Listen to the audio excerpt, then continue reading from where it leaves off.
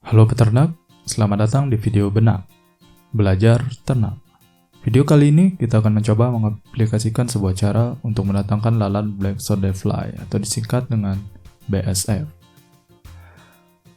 Sebelum itu, kita harus mengetahui dulu apa saja manfaat dari BSF ini dan kenapa banyak yang melakukan budidaya BSF ini. Pertama, BSF atau jenis lalat hitam ini yang lebih dimanfaatkan adalah larvanya atau disebut dengan maggot BSF. Apa saja keunggulannya? Nah, keunggulan dari maggot BSF ini dibandingkan dengan lalat atau maggot jenis lainnya adalah lalat BSF adalah lalat yang bersih karena tidak makan, mereka bertahan hidup hanya dengan cara minum. Nah, yang kedua, karena tidak makan, lalat BSF ini tidak menjadi vektor penyakit seperti lalat jenis lainnya. Yang ketiga, lalat BSF akan bertelur di tempat yang kering, di sekitar media dan tidak di medianya secara langsung. Yang keempat, karena terbawa dari lalat BSF-nya, maggot BSF pun cenderung bersih dan tidak menimbulkan bau seperti larva lalat lainnya. Yang kelima, maggot BSF lebih cenderung akan memproses bahan-bahan nabati atau organik dibanding dengan lalat lainnya yang lebih suka bahan hewani seperti daging busuk ya, terutama sisa-sisa dari makanan. Jadi dapat dipastikan bahwa lalat dan maggot BSF ini adalah hewan yang bersih. Oke, dari keunggulannya dibandingkan spesies lalat lainnya yang tadi sudah disebutkan, kini kita mengetahui gambaran dasar ketika akan melakukan budidaya maggot BSF. Nah, keuntungannya sendiri jika membudidayakan maggot BSF ini adalah yang pertama, solusi untuk pengolahan sampah organik yang dihasilkan setiap hari di dalam rumah tangga. Yang kedua, hasil pemrosesan maggot atau biasa dibilang kasgot, yaitu bekas maggot, dapat menjadi pupuk organik yang kaya sumber mineral atau pertumbuhan tanaman. Yang ketiga, menghemat pembelian pakan ternak karena dapat digunakan sebagai alternatif pakan. Yang keempat, mengganti sumber mineral dari tepung ikan. Yang kelima, dalam skala profesional dapat dijadikan bisnis yang mendatangkan income, baik sebagai bisnis sampingan dalam suatu peternakan atau bisa menjadi bisnis utama ketika Anda baru memulai sebuah bisnis.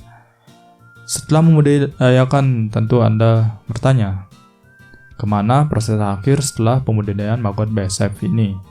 Nah, proses akhir dari BSF ini dapat diolah dalam beberapa bentuk olahan, seperti maggot hidup untuk alternatif pakan yang diberikan langsung ke ternak Anda. Yang kemudian, maggot kering atau biasa disebut dengan dry maggot. Pengolahan dengan cara di oven untuk pakan ternak dengan cara dibungkus atau ditempatkan dalam wadah yang tentunya untuk dijual ya. Kalau memang tidak dijual dan ingin dikeringkan ya tidak usah dibungkus, langsung saja di wadah dalam ember kemudian diberikan ke ternak Anda. Dan yang ketiga, dapat diolah menjadi tepung maggot. Nah, dengan cara pengolahannya yaitu digiling dengan satu mesin penepung sehingga dapat digunakan sebagai campuran olahan pakan lainnya.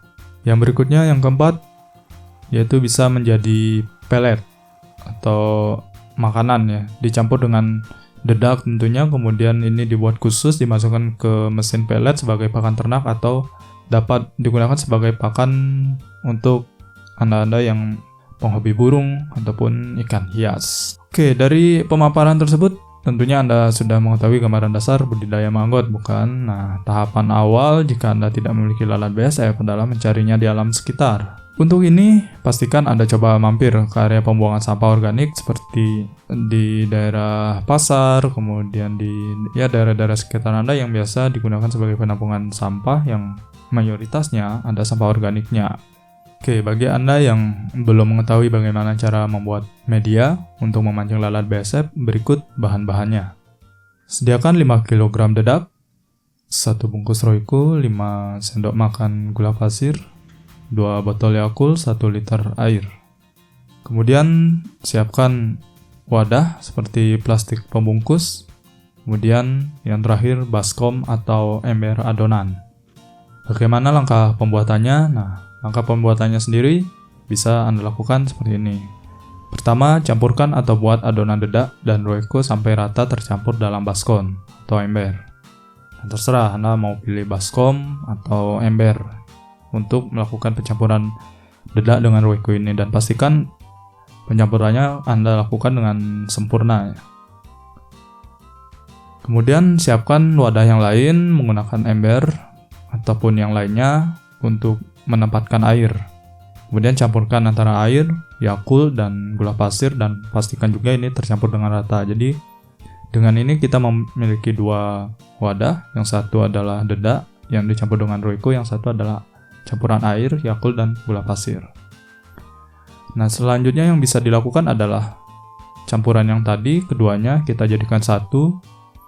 Lebih tepatnya, dalam campuran dedak kita tuangkan air yang tadi, kemudian pastikan Anda aduk secara merata supaya dedak tidak kering dan campurannya juga tidak terlalu basah. Nanti ini bisa Anda ukur sendiri ya.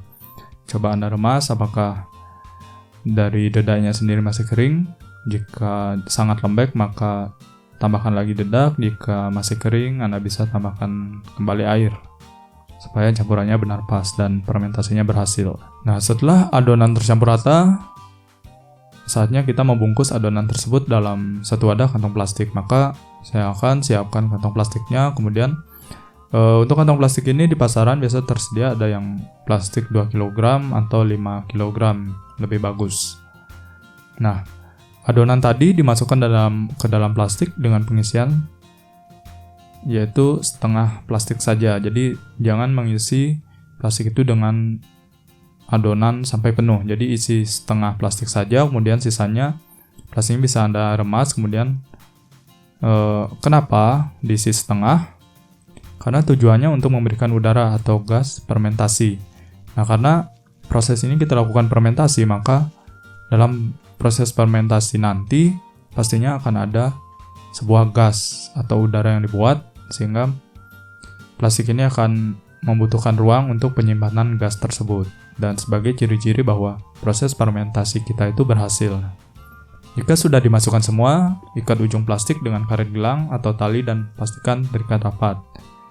Seperti apa contohnya ini saya tunjukkan di gambar. Kemudian apabila sudah terikat semua, silakan Anda simpan bungkusan adonan atau campuran tadi di tempat yang sejuk dan tidak terkena sinar matahari secara langsung. Nah, sambil ketika ini sudah selesai, Anda bisa tinggalkan karena Anda harus menunggu sekitar 3-5 hari. Maka, jika proses ini berhasil, setengah bagian plastik yang kempes tadi, yang sebelumnya Anda sudah ikat, akan terisi gas atau udara fermentasi dengan ciri-ciri plastik mengembang ya, seperti ditiup atau seperti balon yang ditiup, dia akan mengembang dengan sendirinya tanpa Anda masukkan udara atau tanpa Anda tiup, karena proses fermentasi tersebut secara otomatis menghasilkan sebuah gas. Nah, ketika semua sudah siap, kita lakukan tahap selanjutnya, yaitu siapkan wadah untuk menampung fermentasi tadi. Bagi dalam beberapa wadah supaya dapat membagi tempat pemancingan lalat BASF di beberapa wilayah. Jadi jangan masukkan semua campuran fermentasi tadi ke dalam satu wadah kemudian Anda letakkan di alam, di satu tempat gitu, jangan, karena potensi untuk keberhasilannya akan semakin kecil. Nah, semakin banyak kita membuat adonan, maka potensi keberhasilan kita akan semakin banyak, karena belum tentu di semua tempat ada atau mau dihinggapi oleh lalat BASF ini. Dihinggapi ataupun mau bertelur ya tentunya. Berikutnya tutup dedak tersebut yang sudah Anda masukkan tadi ember atau bak atau baskom dengan ditutup dengan daun pisang atau kertas minyak supaya lalat hijau tidak hinggap langsung di media tersebut. Nah, harapannya jangan sampai kita maksudnya memancing lalat BASF, tahu-taunya yang datang adalah lalat hijau kemudian bertelur di medianya secara langsung, dan yang kita dapatkan ya pastinya telur lalat hijau dan larva lalat hijau. Tentu kita tidak menginginkan hal itu. Nah, bagaimana jika ingin si lalat BASF ini bertelur? Nah, ada media tambahan atau bagian tambahan, yaitu kita harus menyiapkan tempat bertelurnya lalat BASF ini, yaitu paling sederhana bisa menggunakan potongan kardus. Nah, potongan kardus ini bisa juga digunakan dengan kayu, cuman saya gunakan cara paling sederhana supaya Anda juga mudah untuk mendapatkannya. Nah, bagaimana bentuknya? Bentuk potongan kardus itu adalah seperti ini. Cara pembuatannya yaitu potong rata kardus dalam persegi panjang menjadi beberapa bagian yang sama dan ikat dengan karet atau tali. Tempatkan atau letakkan tempat bertelur tersebut di atas daun atau kertas minyak tadi. Jadi diletakkan yang di paling atas. Nah, kalau bisa Anda buat jangan cuma satu seperti di video, tapi silahkan buat lebih banyak lagi supaya kemungkinan lalat BSF bertelur akan lebih banyak di area tersebut. Nah, ketika Anda menempatkan atau menaruh media tersebut yang sudah diisi wadah, sudah ditutup dengan daun atau kertas minyak, dan sudah diisi tempat bertelur, ini tidak serta-merta lalat BSF akan datang. Nah, untuk prosesnya, Anda perlu menunggu sekitar 4-5 hari hingga lalat BSF muncul dan terus bertelur di tempat yang telah Anda sediakan.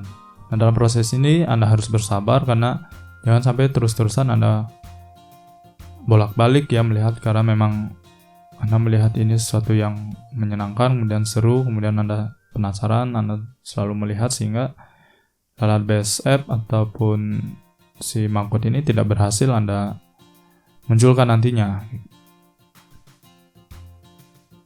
Nah, untuk prosesnya seperti itu sampai Anda benar-benar melihat, tunggu saja sekitar 4-5 hari, Anda tengok kembali dan untuk mengecek di celah-celah kardus tersebut ada telur lalat BSF atau tidak gitu. Jadi karena memang kalau tidak di kardus, bisa saja coba lihat di pinggiran wadah atau ember atau baskom yang Anda gunakan untuk memancing. Biasanya lalat BSF juga akan bertelur di area situ, dan yang pasti lalat BSF tidak akan bertelur di medianya secara langsung.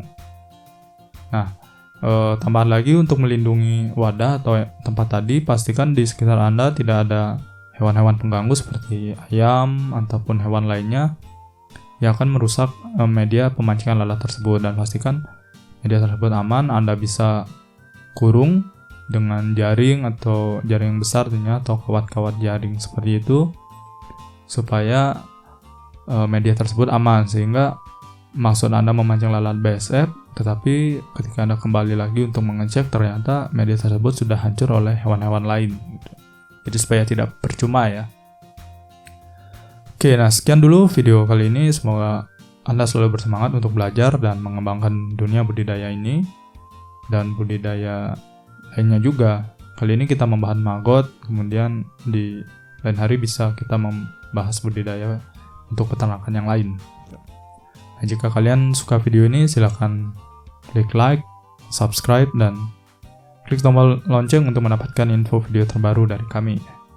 Jika dirasa bermanfaat untuk orang lain, silahkan juga share video ini di berbagai platform media sosial, dan jika tidak suka, silahkan dislike dan berikan komentar membangun di kolom komentar supaya kami juga mengerti apa yang Anda inginkan dan kami bisa berkembang dan Anda juga senang. Baik, kami akhiri video ini. Salam belajar Anda dari benak, belajar ternak.